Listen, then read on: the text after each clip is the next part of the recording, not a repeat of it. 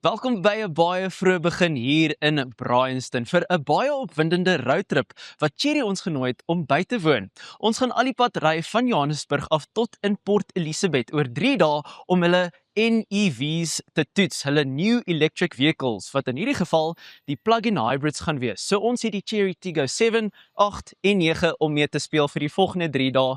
So ons gaan elke dag so 'n bietjie dokumenteer en vir jou saambring op die reis om te sien hoe dit is om met 'n plug-in hybrid te ry. So, kom ons spring in. Ons gaan eers in die Tiggo 8, soos wat ons afry na Port Elizabeth toe.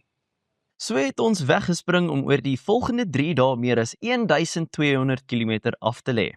Maar hoekom het Cherry besluit om ons op hierdie reis te vat in die eerste plek? Nou, ons weet dat Suid-Afrikaners redelik stout is vir 'n lang afstandreis en dit is presies wat ons gaan doen. En wat Cherry wil beklemtoon is eerstens die reikafstand van hulle hibriede voertuie, maar ook die gemak van hulle voertuie. En ek het nou tyd spandeer in die Cherry 8. Ek gaan nou agter die stuur klim en as 'n passasier is dit regtig een van die beste ervarings wat jy kan kry. Is nie die gemak. Jy voel dat die vering regtig lekker sag is, maar ook die masseerstoele wat jy ook het wat baie nice is. Maar ons is nou hierso by ons eerste stop vir die dag en ons gaan nou verder ry tot in Koelsberg, maar natuurlik is dit belangrik om te weet hoe die kar voel om te bestuur, so dit is wat ons gaan doen in die volgende deel van hierdie video. Die Tiggo 8 het 'n beginprys van R729.900. Hy maak gebruik van 'n 1.5 liter 4-silinder enjin wat 'n gekombineerde 255 kW en 525 Nm se wrinkrag wanneer hy gepaard is met die elektriese motors. Hy het 'n byna 500 liter kattebak wat heel voldoende was met 4 passasiers binne-in, sowel as hulle bagasie. Maar hoe voel die Tiggo 8 agter die stuur?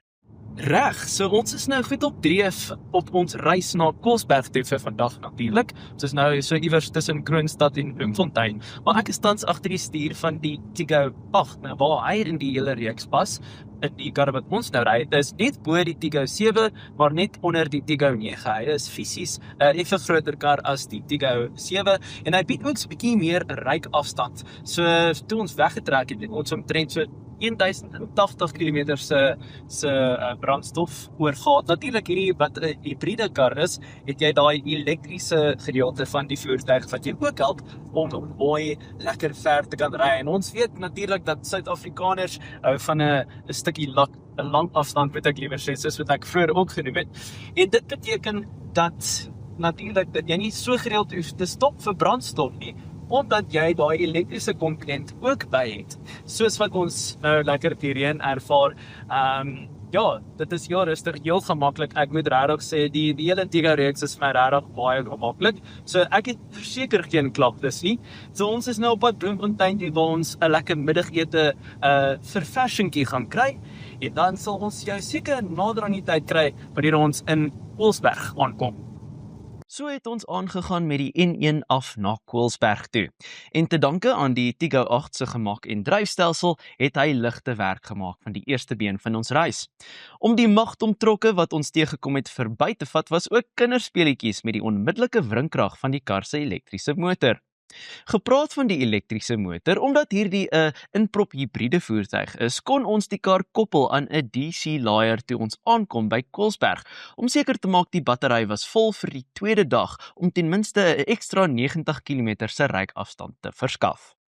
En hier is ons by ons eindbestemming vir vandag, 'n paar 100 km later in Koelsberg. En ek moet sê, ek het beslis my tyd agter die stuur van die Tiggo 8 Cherry Super Hybrid geniet. Ek dink wat vir my uitgestaan het was die gemak van die voertuig. Dit is baie gemaklik, inderdaad die sitplekke wat verkoel en verhit is en die masseersitplek in die passasierssitplek was vir my baie lekker geweest en my rug 'n ou bederfie gegee. Maar in terme van die brandstofverbruik, want ek dink dit is een van die groot redes hoekom 'n mens 'n hibriede voertuig wil koop. Ons het omtrent 6.6, 6.5 was die beste brandstofverbruik wat ons gekry het. So ek dink dit is glad nie te versmaai vir so 'n groot voertuig soos hierdie nie. Maar môre gaan ons die tweede deel van ons reis aanpak. So as jy meer wil uitvind, maak seker jy bly ingeskakel op Marula Media se sosiale blaaie.